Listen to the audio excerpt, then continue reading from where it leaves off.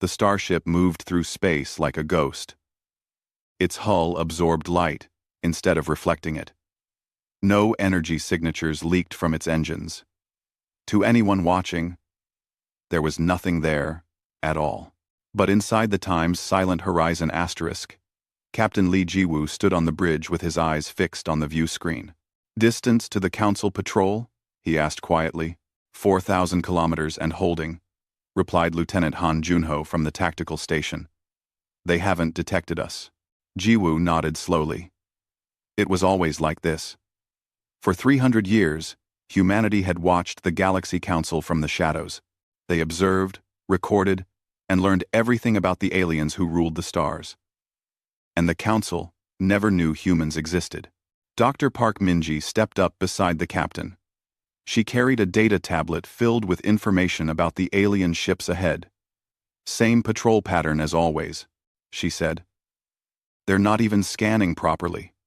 Just going through the motions." She said. "There was. They think this sector is empty," Jiwoo replied. "Why would they look carefully at nothing?" Minji smiled slightly. "The aliens on those ships belonged to a species called the Draxon. They were tall, reptilian creatures who considered themselves superior to most other species in the galaxy. The Draxon were one of 12 races that controlled the Galaxy Council, the governing body that ruled over hundreds of worlds. They had advanced technology, powerful weapons, and most importantly, they had arrogance. They believed no one could challenge them. Jiwoo had studied the Draxon for years. He knew their ships, their tactics, and their thinking. He knew they looked down on species that lacked psionic powers or their preferred energy weapons. Humanity had neither of those things. To the Draxon, humans would be primitives. Less than nothing. "Captain, incoming transmission from the Council Patrol," announced Specialist Choi Yuna from Communications. "They're broadcasting on all standard frequencies." "Let's hear it," Jiwoo said. The alien voice filled the bridge. It spoke in the Draxon language, but the Times' silent horizon, asterisk's computers, translated instantly. "This sector remains clear. No resources of value. No signs of civilization. Continuing patrol route, as scheduled." Jiwoo and his crew listened in silence. The Draxon ships moved away, completely unaware that a human vessel watched every move they made. "They've been saying the same thing for 50 years, Minji muttered. "This whole region is worthless to them." "Which is exactly why we're here," Jiwoo replied. "Earth and its colonies existed in a part of space the Galaxy Council considered useless. The resources were modest. The stars were unremarkable. There were no strategic advantages. So the Council never looked closely. They never sent science teams or survey ships. They simply marked it as empty and forgot about it. Humanity preferred it that way. 3 centuries ago, when humans first developed faster-than-light travel, they had been excited to meet other civilizations. They sent out exploration ships, carrying messages of peace and friendship. Those ships encountered the Galaxy Council within a decade. The meetings did not go well. The Council tested humanity's technology and found it lacking. They measured human psionic potential and found none. They evaluated Earth's resources and calculated their value. Then they made humanity an offer that wasn't really an offer at all. Submit to Council authority. Accept a position as a subordinate species. Allow Council oversight of human development. Give up sovereignty. The humans who received this message brought it back to Earth. The world governments met for months, debating what to do. Some wanted to accept. Others wanted to fight.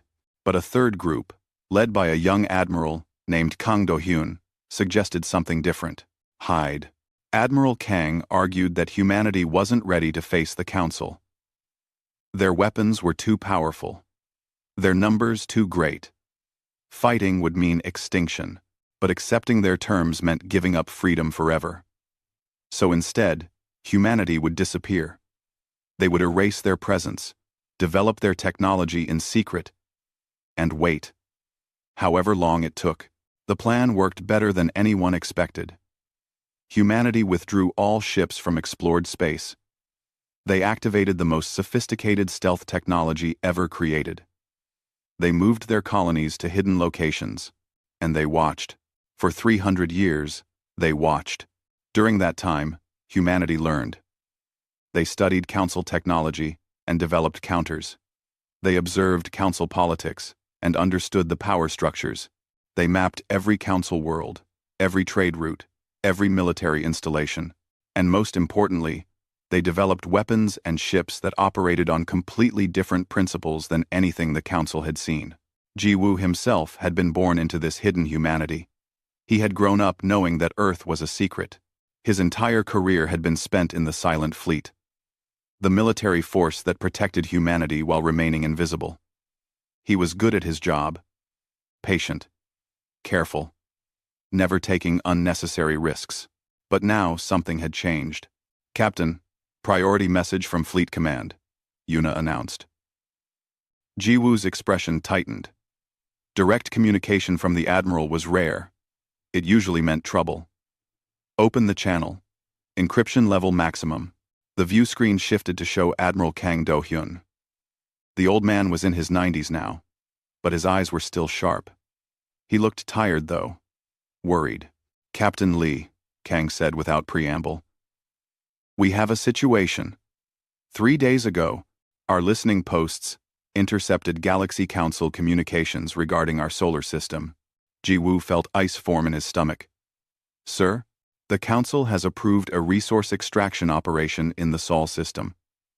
They're sending a fleet to strip mine the asteroid belt and establish a forward outpost on Mars. The operation is scheduled to begin in 2 months." Silence filled the bridge. Every crew member had stopped what they were doing. They all understood what this meant. "They still think the system is uninhabited?" Minji asked quietly. "Correct," Kang replied. "Their scans from 60 years ago detected electromagnetic radiation from Earth, but they classified it as natural phenomena. They believe no sentient species lives there. To them, Sol is just another empty system, ready for exploitation." Jiwoo forced himself to think clearly. "What are our orders, sir?" Admiral Kang was quiet for a moment. When he spoke, his voice carried the weight of 3 centuries of waiting. "The Hidden Council has been convened. All major decisions require their approval. But Captain, I need your assessment. You've been watching the Council longer than almost anyone. If we reveal ourselves, if we show them that humanity exists, and that Earth is our home, what happens?" Jiwoo considered the question carefully. He thought about everything he had learned about the Galaxy Council. Their pride, their conviction that they were superior, their history of crushing species that challenged them. "They won't back down willingly," he said finally. "If we simply ask them to leave, they'll refuse. They might even accelerate their timeline out of spite. The Council respects strength, not appeals to mercy." "That's what I thought too," Kang said quietly. "We're out of time, Captain. After 300 years of silence, humanity must speak. The only question is, how loudly?" The transmission ended. Jiwoo stood alone with his thoughts, while his crew waited for orders. Outside, the empty darkness of space surrounded them. But that darkness was an illusion. Hidden in the black were hundreds of human ships, thousands of weapons platforms, entire battle fleets waiting in silence. Earth had stayed quiet for so long. Now the Galaxy Council was coming to humanity's doorstep, completely unaware of what waited for them there. The silence was about to end. The Galaxy Council chamber was enormous. It floated in orbit above the planet Thel, a neutral world chosen centuries ago as the seat of galactic government. The chamber itself was a work of art, with walls that seemed to be made of liquid light and a ceiling that showed the stars themselves. 12 raised platforms circled the room, each one holding a representative from one of the Tier 1 species. Counselor Velith stood on the Draxon platform. His scales gleamed under the artificial light, deep green mixed with hints of gold. He was large even for his species, nearly 3 meters tall with powerful limbs and sharp teeth. When he spoke, his voice carried authority that came from knowing his species had ruled for thousands of years. The matter before us today is simple, Velith announced. System designation. Sol 3 has been surveyed and found suitable for resource extraction. The system contains adequate minerals in its asteroid formations and several planets that can support forward operating bases. As per standard procedure, we vote on authorization for extraction operations. Around the chamber, other counselors nodded. This was routine business. The galaxy was vast and empty systems were common. The Council had been exploiting uninhabited worlds for millennia. It was how they maintained their power and wealth. Are there any objections? Velith asked, not really expecting any. Silence. The vote was called. All 12 counselors approved the measure without discussion. To them, it was nothing special. Just another empty system to be used. Excellent, Velith continued. Commander Thale will lead the extraction fleet. 200 vessels should be more than adequate for a system with no resistance. He smiled, showing rows of sharp teeth. Empty worlds are gifts from the universe to those worthy of using them. We are worthy. We shall use them. The session ended, and the counselors departed to their respective chambers. None of them gave the Sol system another thought. It was beneath their notice. In a military preparation facility on the other side of Thel, Commander Thale reviewed the mission parameters. He was Quellan, a species with 4 arms and exceptional coordination. His people were known as excellent soldiers and ship commanders. Thale himself had led dozens of operations over his long career. But this one felt strange. 200 ships for an uninhabited system? His second officer asked. Isn't that excessive? Thale frowned. The Council authorized it, so that's what we'll use. Though I agree, it seems like overkill. The scans show no defensive installations, no satellites. Nothing but primitive electromagnetic emissions. We could probably do this with 20 ships. Why electromagnetic emissions at all, if the system is uninhabited? Natural phenomena, Thale said, reading from the report. Lightning storms on the 3rd planet generate significant electrical activity. The Council's Science Division confirmed it 60 years ago. Nothing to worry about. His second officer still looked uncertain but said nothing more. Orders were orders. Meanwhile, light years away on Earth, a very different meeting was taking place. The Hidden Council gathered in an underground facility beneath the mountains of what was once called Korea. The chamber was much smaller than the Galaxy Council's hall, built for function rather than display. Holographic screens showed data from across human space, while armed guards stood at every entrance. Admiral Kang Do-hyun sat at the head of the table. Around him were the leaders of Earth's government and military. These were the people who had guided humanity through 3 centuries of hidden existence. Now, they faced the most important decision in human history. They're coming, Kang said simply. 2 months, 200 ships. They plan to strip our asteroid belt and establish bases on Mars. And they still don't know we're here? Asked one of the civilian leaders. They think the system is empty, confirmed Ambassador Yoon Jinhwan. The ambassador had spent decades studying council politics from afar. He probably knew more about the council than any human alive. To them, we're background noise. Static in their sensors. Then we have options, suggested another council member. We could evacuate. Move our populations deeper into hidden space. Let them have the Sol system. Several people immediately objected to that idea. Earth was humanity's home, the birthplace of their species. Abandoning it was unthinkable. We could reveal ourselves peacefully, offered another voice. Contact them. Explain we're here. Ask them to respect our territory. Ambassador Yoon shook his head firmly. That won't work. I've studied 300 years of council interactions with other species. They respect only strength and status within their hierarchy. A peaceful request from an unknown species would be ignored or mocked. They might even accelerate their operation out of spite. Then what do you suggest? Admiral Kang asked. Yoon stood and activated a holographic display. It showed recordings of Council military operations, diplomatic negotiations, and cultural exchanges. The Council operates on a simple principle: power equals authority. They only respect those who can challenge them. If we want them to leave our system, we must force them to leave. You're talking about war, someone said quietly. I'm talking about demonstration, Yoon corrected.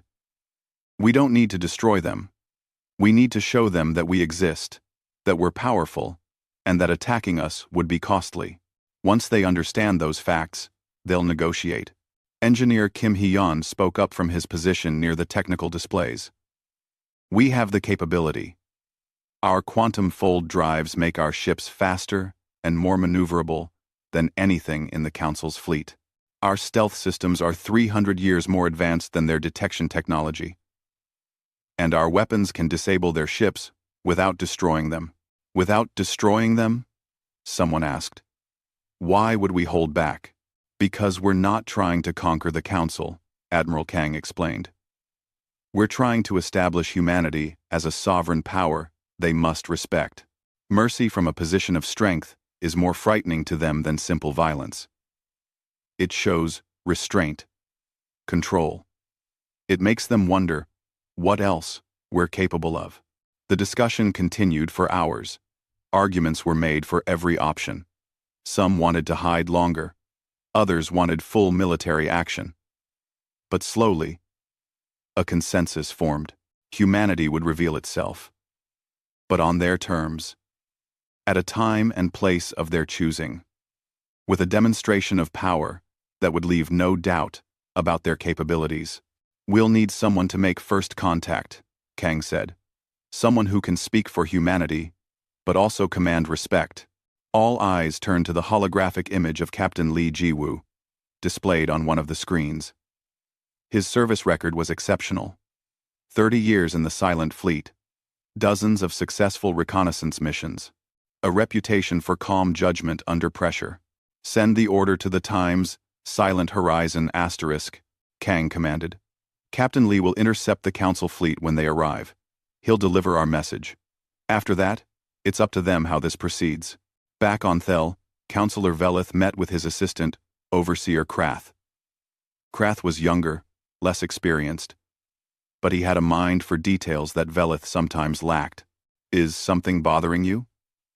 Velith asked, noticing Krath's expression. The Sol System Operation Counselor. I was reviewing the old survey data.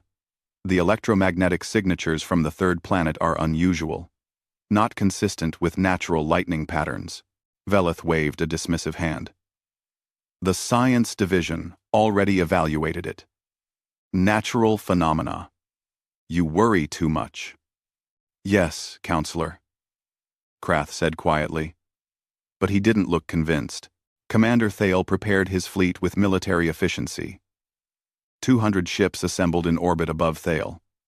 Cruisers, destroyers, carrier vessels, and support craft.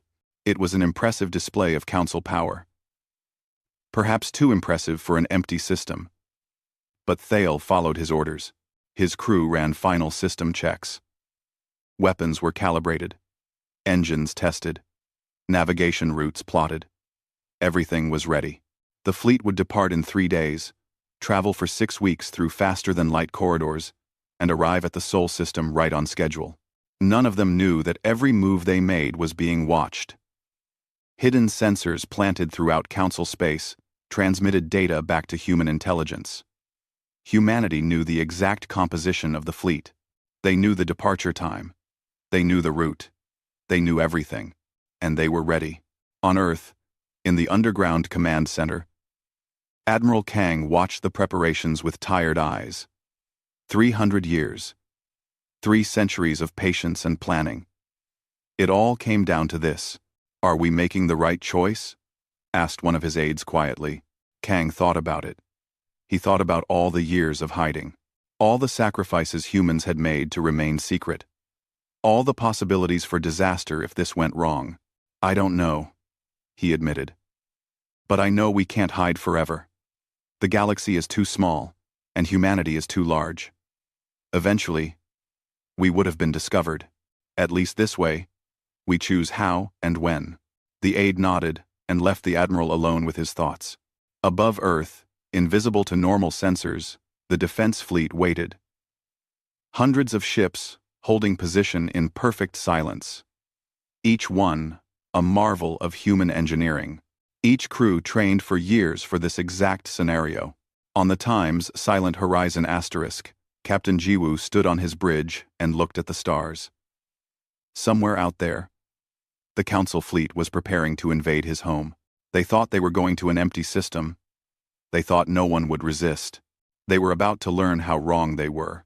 The Council fleet emerged from faster-than-light travel at the edge of the Sol system. Commander Thale stood on the bridge of his flagship, the Times Eternal Glory asterisk, and surveyed the star system that would soon belong to the Galaxy Council.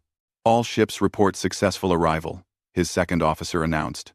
No complications. Begin scanning operations, Thale ordered. Standard survey pattern. I want detailed readings of all planetary bodies and asteroid formations. The 200 ships spread out in a formation perfected over centuries of military operations. Their sensors swept across the system, cataloging everything they encountered. The inner, rocky, planets, the gas giants further out, the asteroid belt between the fourth and fifth planets, and there, the third planet from the Sun, the one generating those strange electromagnetic signatures. Interesting, one of the science officers muttered. Commander, the readings from the third planet are definitely not natural lightning. Thale moved to look at the display. What are they then? I'm not certain. They look almost like communications, but very primitive. Radio waves, television broadcasts, wireless networks, the kind of technology we used thousands of years ago. Could there be a civilization there? Thale asked, feeling a cold sensation in his stomach. Not according to the official survey from 60 years ago, the science officer replied. They classified it as natural phenomena. Run a detailed scan. I want to know exactly what we're looking at. Before the science officer could comply, every alarm on the Times, Eternal Glory Times, started screaming at once. Ships! Shouted the sensor operator. Multiple contacts, appearing right on top of us. Thale spun to look at the tactical display. His blood ran cold. 12 vessels had suddenly materialized around his fleet. Not at the edge of sensor range. Not approaching slowly. They had simply appeared, as if they'd always been there, and his sensors had just noticed them. How did they get so close? Thale demanded. I don't know, sir. Our sensors showed nothing, and then they were just there. The 12 unknown ships were unlike anything in Council records. They were sleek and dark, absorbing light rather than reflecting it. Their design was strange, with angles and curves that seemed random but were clearly intentional. And they were moving in ways that should have been impossible. Changing direction, without visible thrust. Accelerating faster than anything Thale had ever seen. Communications coming in, announced the communications officer. They're broadcasting on multiple frequencies. Put it through. Thale ordered, trying to keep his voice steady. The voice that filled the bridge spoke in perfect Quellan, though with an accent Thale didn't recognize. It was calm, measured, and absolutely confident. Attention, Galaxy Council Fleet. This is Captain Lee Jiwoo of the Earth vessel Times Silent Horizon asterisk. You have entered inhabited space without permission or announcement. This system belongs to humanity. You will power down your weapons and engines and prepare to be escorted out of our territory. Thale stared at the screen. Earth? Humanity? He'd never heard of either. This must be some kind of mistake, he said to his crew. Check the records. Find out what species this is. His officers scrambled to search the database. Seconds passed. Then, minutes. Finally, the science officer looked up, with confusion on his face. Commander, there's nothing. No species called humanity. No records of Earth. As far as our databases know, These people don't exist. Everyone exists in our databases, Thale said automatically. The Council had been cataloging species for thousands of years. They knew about everyone. Search again. On the Times Silent Horizon asterisk. Captain Jiwoo watched the Council fleet with calm eyes. He could see their confusion on the sensor readings. Their ships were powering weapons. But slowly, uncertainly, they didn't know what they were facing. Lieutenant Han, Jiwoo said quietly. Prepare for suppression pattern Alpha. Disable their weapons and engines. Casualties should be 0. Yes, sir, Han Junho replied from the tactical station. His fingers moved across the controls with practiced precision. All ships. Report ready. Doctor. Park Minji stood beside the captain, watching the alien fleet. They're about to respond aggressively, she predicted. Their pride won't let them back down without testing us. I know, Jiwoo said. That's why we're ending this quickly. On the Times Eternal Glory asterisk, Commander Thale made his decision. Unknown species or not, he commanded a fleet of 200 warships. 12 ships, no matter how advanced, couldn't match that. All vessels, target the unknown ships. Prepare to fire on my command. But before he could give that command, the human ships moved. They didn't move the way normal ships moved. They seemed to fold space around themselves, appearing in one location and then another, without crossing the distance in between. Within 3 seconds, all 12 human vessels had positioned themselves inside the Council formation, each one surrounded by enemy ships. Fire! The Council ships opened fire with energy weapons that could vaporize asteroids. Beams of concentrated power lanced through space toward the human vessels. Every single shot missed. The human ships phased out of normal space just as the weapons reached them, reappearing an instant later in slightly different positions. Then the humans fired back. Their weapons weren't energy beams or missiles. They were pulses of something the Council sensors couldn't identify. When those pulses hit Council ships, they didn't explode. They didn't tear through hulls. Instead, they seemed to ripple across the vessel's surfaces. And then every system simply stopped working. Weapons powered down. Engines went dark. Life support switched to emergency backup. In less than 30 seconds, half of Thale's fleet was drifting helplessly in space. Evasive action! Thale screamed. All ships! Scatter! But there was nowhere to scatter to. The human ships moved between the Council vessels with impossible speed and precision. More pulses. More ships going dark. The Council crews weren't dying, but their vessels were becoming useless hulks of metal. Thale watched in horror as his proud fleet was systematically dismantled. Not destroyed. Disabled. Which was somehow worse. It showed that the humans could have destroyed them if they wanted.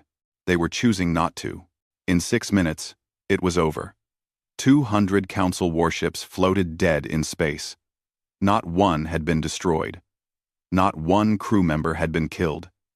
But the entire fleet was helpless. The Times Silent Horizon Times approached Thale's flagship. The human ship was tiny compared to the Times Eternal Glory asterisk. But size didn't matter anymore. Thale understood that now. Commander Thale, Captain Jiwoo's voice came over the communications again.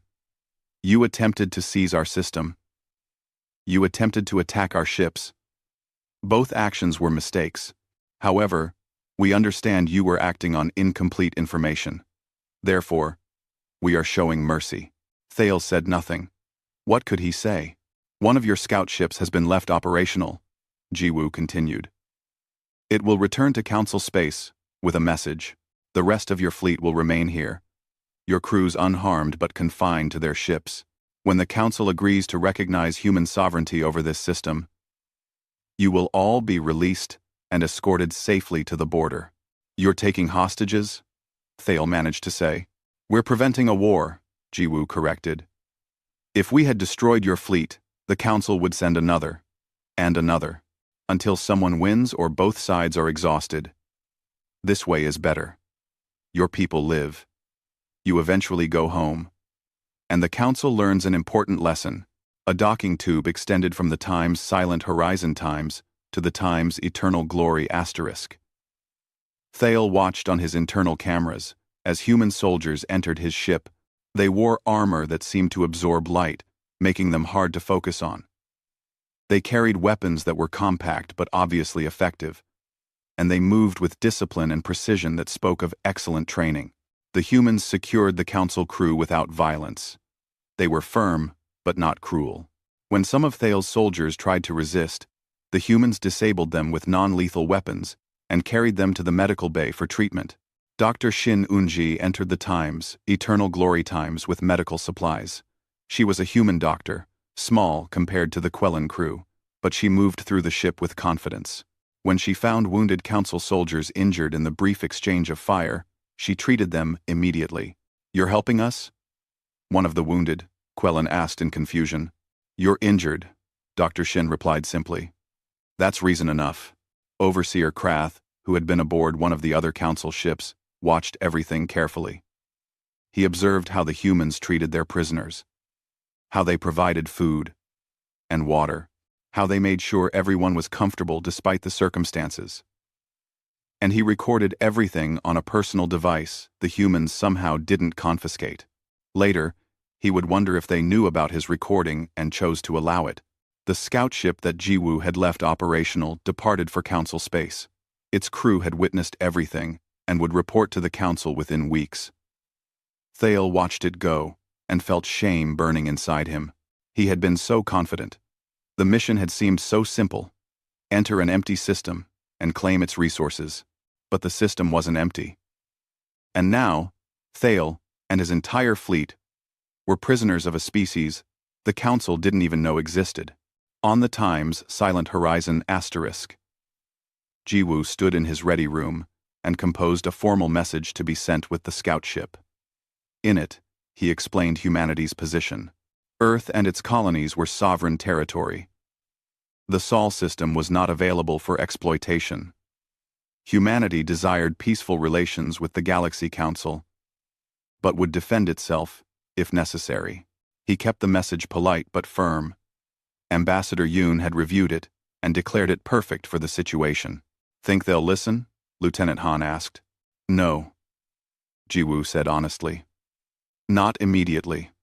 They'll be angry, humiliated. They'll want revenge. But eventually, logic will prevail. They'll realize we could have destroyed their fleet but didn't. They'll understand that means we're reasonable. And then, maybe, we can talk. And if they send another fleet, then we disable that one too," Jiwoo replied. "As many times as necessary, until they accept reality." Dr. Minji entered the ready room with her analysis complete. "I've been studying the Council crew's reactions. They're terrified, but also confused. Our restraint doesn't fit their understanding of warfare. In their experience, the strong destroy the weak. The idea of defeating someone and then showing mercy is foreign to them."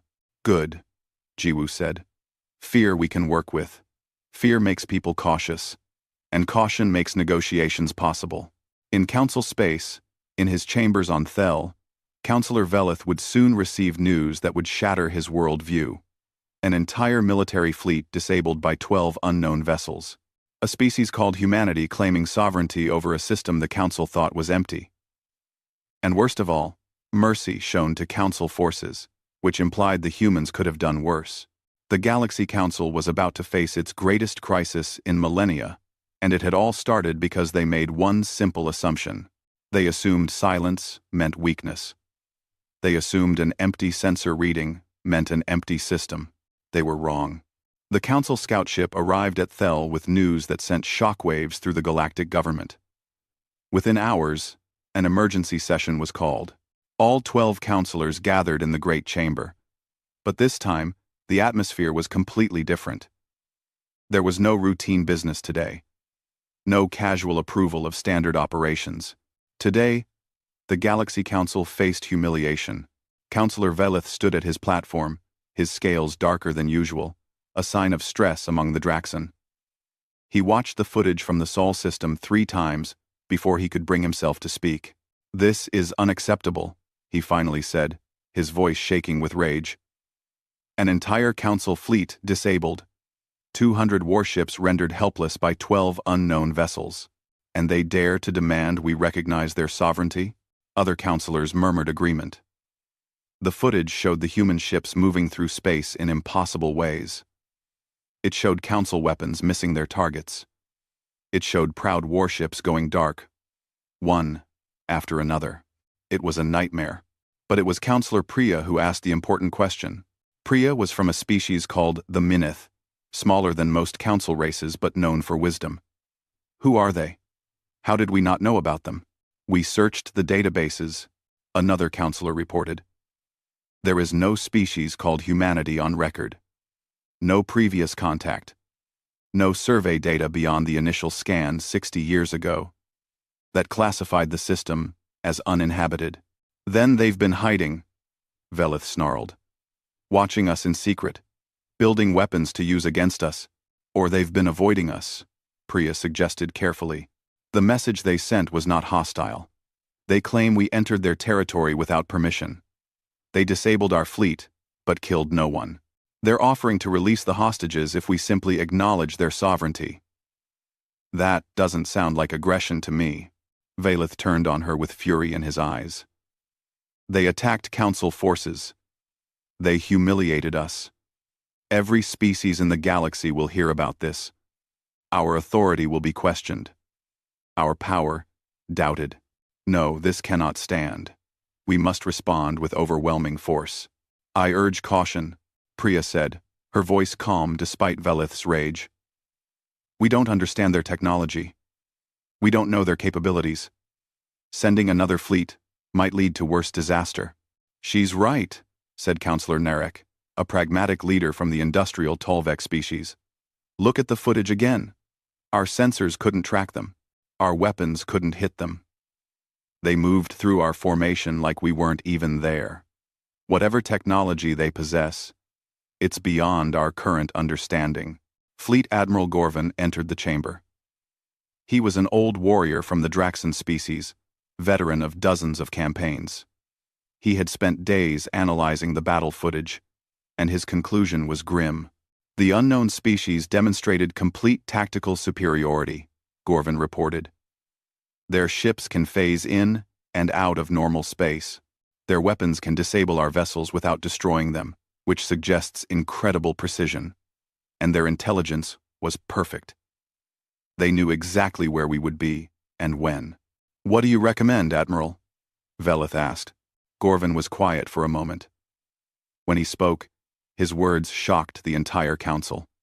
Negotiation. These humans, if that's what they call themselves, could have destroyed our fleet. They chose not to. That suggests they want peace, not war. We should explore that option before committing to further military action. Unacceptable, Velith roared. The Galaxy Council does not negotiate with unknown species who attack our forces. We respond with strength. We show them that we cannot be intimidated. The debate raged for hours. Priya and Narek argued for caution. Velith and his allies demanded military action. Gorvan warned that another fleet might suffer the same fate. But pride and anger won in the end. The Council voted to assemble the largest battle fleet in their history. 2,000 warships. 10 times the size of the force that had been defeated. Surely no species, no matter how advanced, could stand against such numbers. Admiral Gorvan accepted the command with a heavy heart. He knew this was a mistake. He had seen the footage. He understood what humanity was capable of. But orders were orders. And he was a soldier. On Earth, in the command center deep underground, Admiral Kang received reports of the Council's decision. 2,000 ships, he said quietly. They really don't learn. Should we continue trying diplomatic channels? Asked Ambassador Yoon. Kang shook his head. They've made their choice. We offered peace. We demonstrated restraint. Now we have to show them the consequences of ignoring both. Technician Lim Take worked at his station, monitoring Council communications through humanity's hidden sensor network. The fleet is assembling at Thel. They'll be ready to depart in 2 weeks. Travel time to Sol system will be 6 weeks. That gives us 2 months to prepare. We don't need 2 months, said Major Sora, commander of Earth's orbital defense platforms. We've been ready for 300 years. We've been ready for 300 years. Kang activated a system-wide alert. Every human ship, every defensive station, every military base received the same message. Full mobilization. This was no longer a limited engagement. The Galaxy Council was coming with everything they had. Humanity would respond in kind. The Times' silent Horizon Times remained on station near the captured Council fleet. Captain Jiwoo had tried to make the prisoners as comfortable as possible, under the circumstances. They had food, water, medical care. But they were still prisoners. Still helpless in their disabled ships. Commander Thale requested a meeting with Jiwoo.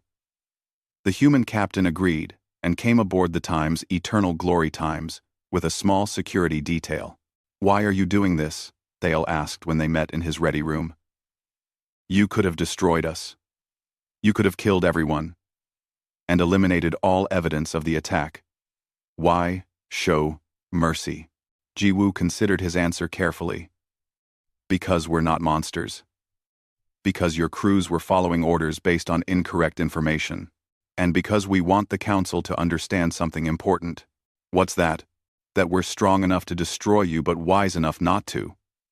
That combination should frighten your leaders more than simple violence ever could." Thale was silent for a long moment. "The Council is sending another fleet. A much larger one. They're not going to back down." "I know," Jiwoo said.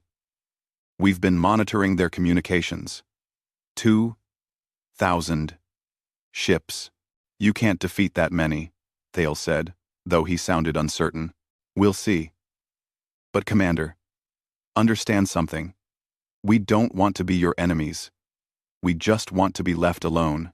If the Council can accept that humanity exists, and that this system belongs to us, all of this ends peacefully. Your people go home. We establish diplomatic relations. Everyone benefits."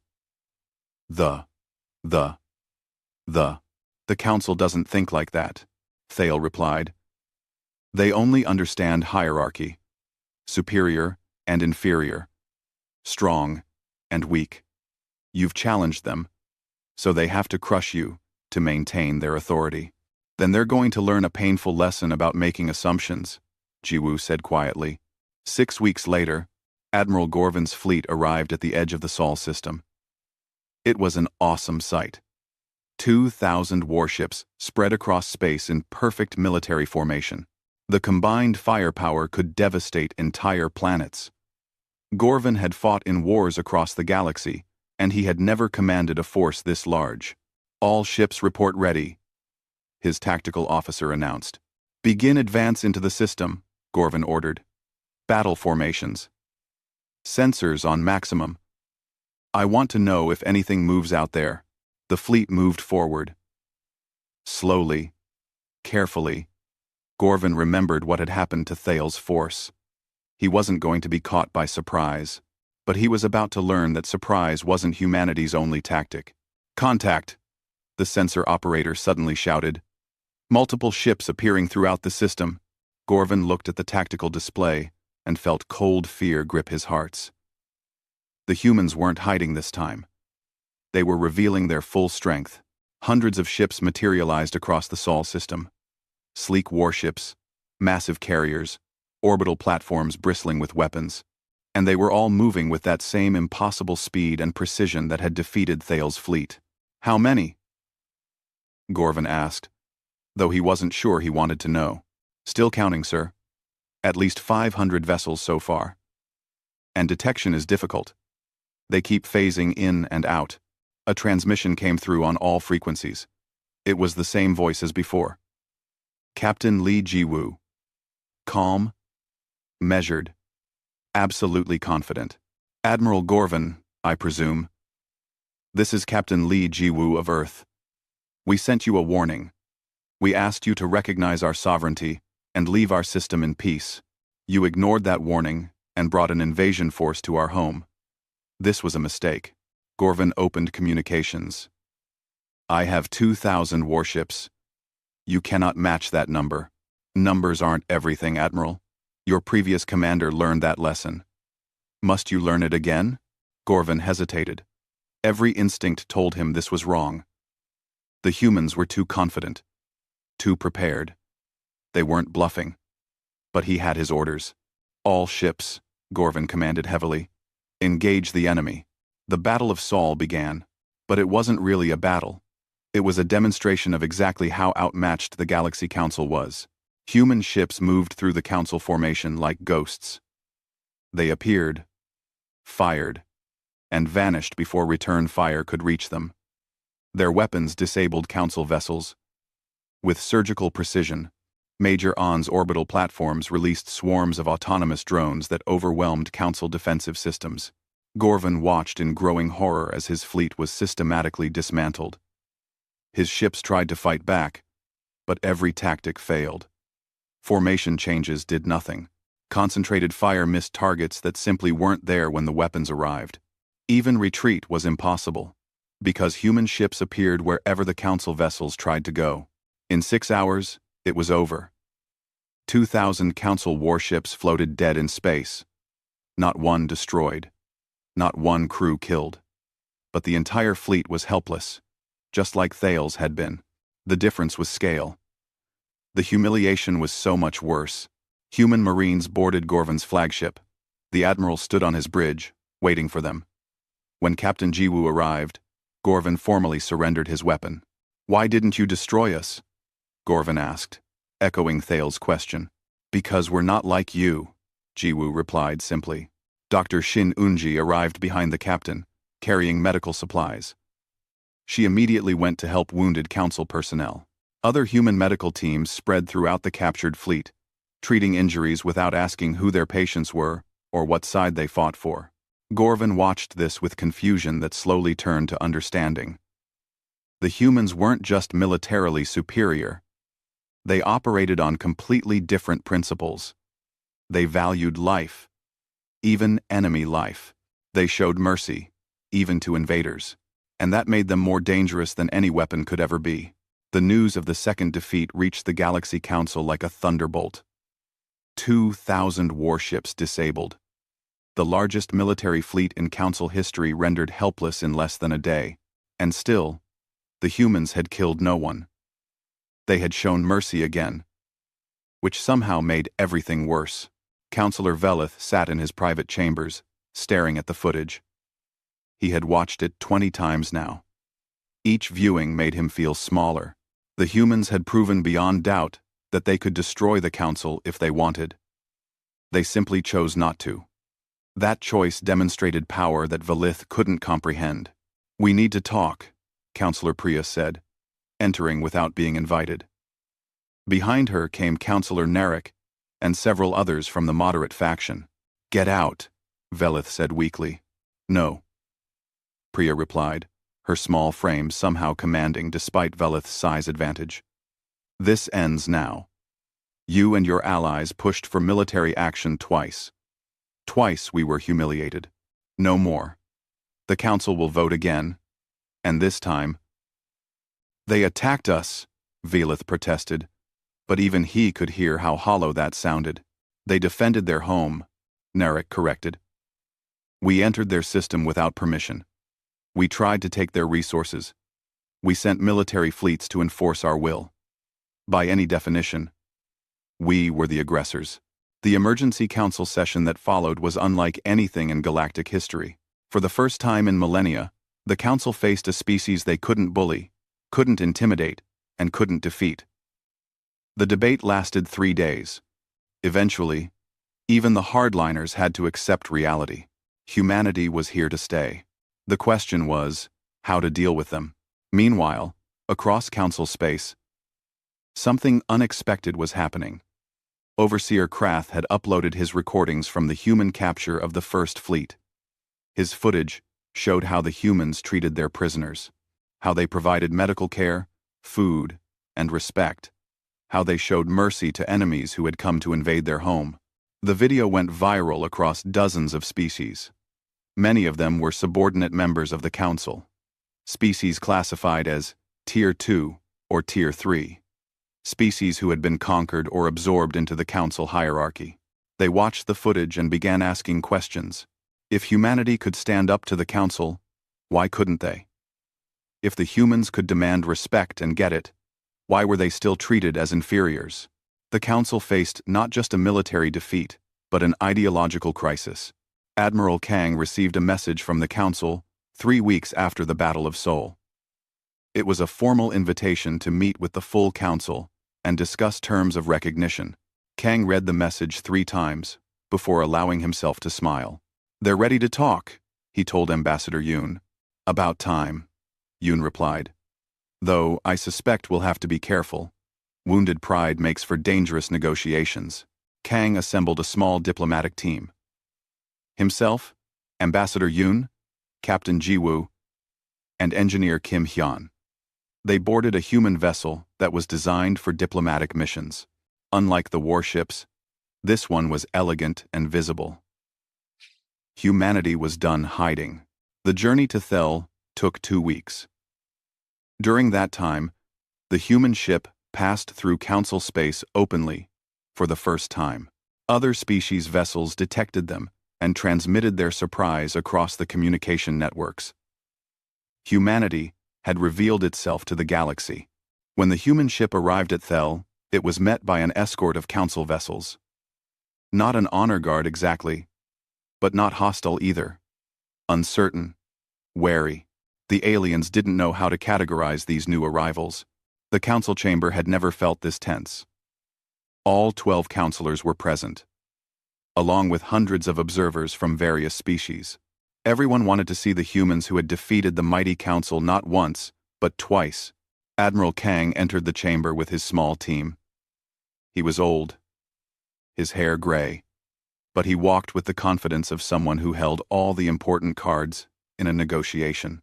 The galaxy watched through live broadcasts as humanity made its first public appearance. "I am Admiral Kang Do-hyun of Earth," he announced in the common galactic language. His accent was strange, but his words were clear. "I speak for humanity and our colonies. We come in peace, but we will not accept subjugation." Valeth started to speak, but Councillor Priya cut him off. "We acknowledge that mistakes were made. The Council acted on incomplete information regarding your system. We are prepared to discuss terms of recognition." "Recognition is a start," Kang replied. "But let's be clear about what happened. Your Council sent fleets to invade our home twice. We defended ourselves with restraint and mercy. We could have destroyed your ships. We could have killed thousands. We chose not to, because we hoped wisdom would eventually prevail." The chamber was silent.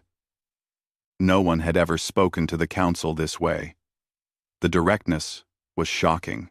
"Your technology is clearly advanced," Narek said carefully. "Your military capability is formidable, but surely you must see that cooperation benefits everyone. The galaxy is large. There is room for all of us." "I agree," Kang said, surprising many observers. "We don't want to be your enemies. We don't want to conquer or dominate. We simply want to exist as a free and sovereign people, respect our territory, recognize our rights, and we can have peaceful relations. And if we do this," Velith finally spoke, his voice bitter, "what do you offer in return?" "Knowledge," Engineer Kim Hyun spoke up. "Technology, trade, cultural exchange. All the things that species normally share when they meet as equals." "Equals," Velith repeated the word, like it was poison. "Yes, equals," Kang said firmly. "That's the key word here, Counselor. We're not asking to join your hierarchy. We're not accepting a position as subordinates. We're establishing ourselves as a sovereign power. You can accept that, or you can send another fleet. We'll disable that one too, and another, until you understand what we've been trying to tell you." And what is that? Priya asked softly. That strength doesn't give you the right to rule others. That different doesn't mean inferior. That the galaxy is big enough for multiple powers to coexist. Kang paused. And that mercy, shown from a position of strength, is the highest form of power there is. The debate that followed lasted hours. Some counselors argued for continued military action. Others pushed for recognition. Ambassador Yoon presented evidence of humanity's technological capabilities, carefully revealing just enough to make clear how much more they might be hiding. Finally, the vote was called. 8 counselors voted to recognize Earth as a sovereign power, with all rights and territories. 3 voted against. 1 abstained. It was enough. But Kang surprised them again. We appreciate the recognition, he said. But Earth will not be joining the Galaxy Council as a member. Shocked silence filled the chamber. We've watched your council for 300 years, Kang explained. We've seen how it operates. The hierarchy, the caste system, the treatment of subordinate species. That's not how we want to engage with the galaxy. Then what do you propose? Narek asked, genuinely curious. An alternative. A different model. Kang activated a holographic display. We call it the Free Association. A coalition of species who choose to work together as equals. No tiers. No hierarchy. Just mutual respect and cooperation. Several observers in the chamber stirred at this. Representatives from Tier 2 and 3 species looked at each other with new hope in their eyes. You're trying to divide the council, Velith accused. We're offering an option, Kang corrected. Any species that wants to remain in the council can do so. Any species that wants something different can join us. The choice is theirs. Within weeks, 5 species announced their intention to leave the council and join the Free Association. They were smaller powers, species that had always been treated as lesser by the Tier 1 races. But their departure weakened the council's authority significantly. Within months, humanity established embassies on a dozen worlds. Captain Bei Wujin commanded the diplomatic escort fleet that ensured Earth's ambassadors traveled safely. Dr. Oh So-hyun represented humanity to the Council's Science Directorate, carefully sharing select technologies that could benefit everyone. The galaxy entered a new age. Not one dominated by a single power, but one with multiple centers of influence. The Council remained strong, but it was no longer unchallenged. The Free Association grew steadily, as more species chose equality over hierarchy. Captain Jiwoo returned to the Times, Silent Horizon Times, after the diplomatic mission concluded. His ship resumed patrol duties, but now, as an acknowledged protector of Earth rather than a hidden guardian. The work was similar, but somehow it felt different. Better. Humanity no longer had to hide. Dr. Minji established the first xenocultural exchange program. Aliens visited Earth to learn about human society. Humans traveled to other worlds to study alien cultures. Understanding slowly replaced suspicion. Admiral Kang retired 6 months after the Council negotiations concluded. He spent his final years writing a history of humanity's 300-year isolation and the events that ended it. His last chapter focused on a simple truth. Patience and wisdom had served humanity better than aggression ever could. But Earth's defensive systems remained active. The stealth network continued monitoring galactic events. The fleet maintained readiness. Humanity had learned an important lesson from its long hiding. Hope for peace. But prepare for war. On Thel, Counselor Priya met privately with Counselor Narek. They discussed the future of the Council and what reforms might be necessary to prevent further defections. They changed everything, Narek said, looking at a holographic image of Earth. 1 species. In less than a year, they showed us what we'd forgotten, Priya replied. That power without wisdom is meaningless. That fear doesn't create loyalty. That strength and mercy aren't opposites. Do you think the Council will survive this? If we adapt, yes. If we cling to the old ways, No. Priya smiled slightly. Either way, the humans have given the galaxy something valuable. Hope. The hope that change is possible. In the Sol system, on a blue planet orbiting a yellow star, humanity looked up at the stars they had hidden from for so long. Those stars were no longer threats. They were possibilities. Earth had stayed quiet until the galaxy